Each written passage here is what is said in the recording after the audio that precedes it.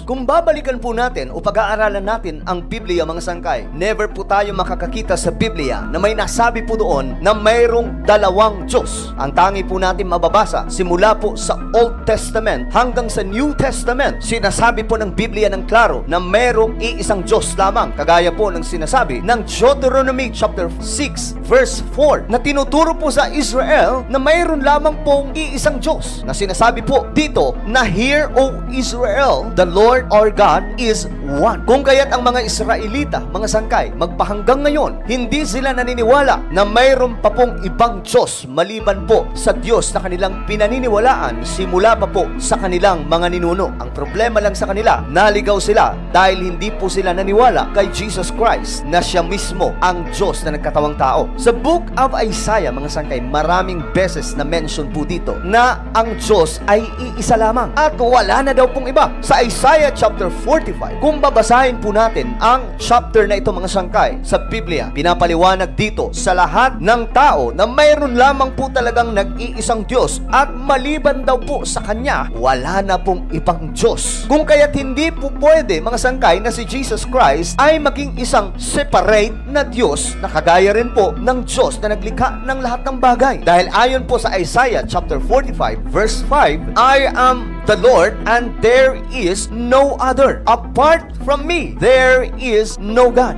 Malinaw ang sinasabi ng Biblia, mga sangkay. Ako ang Panginoon at maliban sa akin, wala na daw pong ibang Diyos. Isa lamang po yan sa napakaraming bersikulo sa Biblia na nagpapatunay, mga sangkay, na mayroon lamang pong iisang Diyos. Paulit-ulit po yan nababanggit sa Biblia. Kung kaya't itong Israel na siyang unang mananampalataya sa Diyos, na unang tinawag, na tinatawag nga po silang bayan ng Diyos, naniniwala lamang po sila hanggang ngayon na iisa lamang po ang Panginoong Diyos. Ngunit sino nga ba itong si Jesus Christ? Napag-usapan na po natin ito, mga sangkay.